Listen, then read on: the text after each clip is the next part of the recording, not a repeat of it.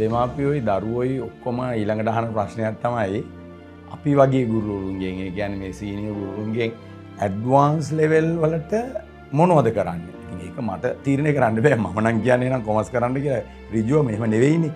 Advance එක කරන්නේ ඇයි? අපි ඉස්සෙල්ලා හිතුවා ඇඩ්වාන්ස් එක කරන්නේ යුත්තේ මම අර නිතර කියනවා වගේ අපි දරුවන්ට තමන්ගේ සමාජ ක්‍රියාකාරීත්වය හදාගන්න, පෞරුෂය හදාගන්න, නායකත්වය හදාගන්න ඇඩ්වාන්ස් එක කරන්න ඕනේ. හැබැයි ඊට අමතරව ඇඩ්වාන්ස් එක කරන්නේ අපි යුනිවර්සිටි යන්න, උසස් අධ්‍යාපනය ලබන්න. අනිත් පැත්තෙන් වෘත්ති අධ්‍යාපනය ලබන්න.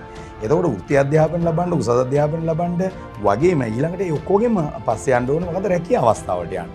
එතකොට ඒ හරහා අවසානයේ අපි ඵලදායී ජීවිතයක් ගෙවන්න. ඉතින් හැමෝම බලන්න ඕනේ තමන්ට පහසුවෙන් කරන්න පුළුවන්, තමන්ට කැමැත්තෙන් කරන්න පුළුවන්, සම්පත් තියෙන නේද? අනාගතයක් තියෙන විෂය ධාරාවක් තෝරගන්න. එතෙන්දී ඉතින් මම නියෝජනය කරන්නේ වාණිජාංශය. ඉතින් ව්‍යාපාර ලෝකයක් වර්තමානයේ තියෙන්නේ. ව්‍යාපාර ලෝකෙට අවශ්‍ය වෙන ව්‍යාපාරික දැනුමක් තියෙන අය.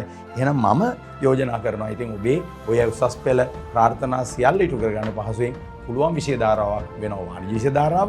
හැබැයි අනිකුත් විෂය ධාරා සියල්ලගෙමුත් මේවා ඉටු කර ගැනීම හැකියාව තියෙනවා. ඔබ ඔබේ කැමැත්ත, ඔබේ අනාගත අපේක්ෂා, ඔබේ පසුබිම, පෞල් පසුබිම වියදම් කිරීමේ හැකියාව, ඒ කියන්නේ ගුරුවරු තෝරා ගැනීමේ හැකියාව, පාසල් වල තියෙන පහසුකම්, ඒ සියල්ල මත උසස් පෙළ විෂය ධාරාවක් තෝරා ගන්න කියලා මම කාරුණිකව ඉල්ලනවා.